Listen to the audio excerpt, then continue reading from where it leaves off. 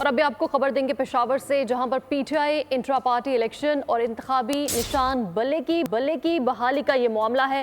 پاکستان تحریک انصاف نے Peshawar high court میں توہین عدالت درخواست دائر کر دی ہے اور ہائی کورٹ نے سماعت کل کے لیے مقرر کر دی ہے۔ اس حوالے سے مزید تفصیلات جانیں گے، محمد نعمان ہمارے ساتھ موجود ہیں۔ محمد نعمان، یہ انٹرا پارٹی الیکشن، پی ٹی آئی اور انتخابی نشان بلے کی بحالی کا یہ معاملہ ہے اور اس حوالے سے درخواست بھی دائر کر دی ہے، مزید کیا اپڈیٹس آپ کے پاس؟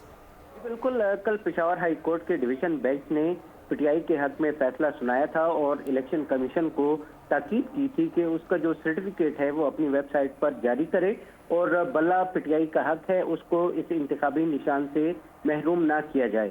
تاہم آج تک ان احکامات پر عمل درآمد نہیں ہوا، جس کے خلاف پی ٹی آئی دوبارہ پشاور ہائی کورٹ سے اس نے رجوع کیا ہے اور اس سلسلے میں توہین عدالت کی درخواست دائر کی گئی ہے پی ٹی آئی کے وکیل قاضی انور اور شاہ فیصل الیاس کی جانب سے، اور اس میں election commission, chief election commissioner, secretary election commission اور دیگر 4 جو ممبران ہیں ان کو فریق بنایا گیا ہے۔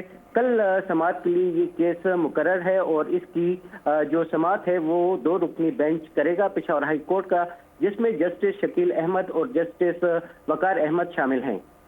جو بالکل، ہائی کورٹ نے سماعت کل کے لیے مقرر کر دی ہے۔ عدالتی احکامات کے باوجود الیکشن کمیشن نے ابھی تک پی ٹی آئی کا سرٹیفکیٹ ویب سائٹ پر جاری نہیں کیا۔ درخواست میں یہ موقف اپنایا گیا ہے۔ محمد نعمان پشاور سے ہمیں آگاہ کر رہے تھے، بہت شکریہ۔ سبسکرائب کریں اور بیل دبائیں تاکہ کوئی خبر رہ نہ جائے۔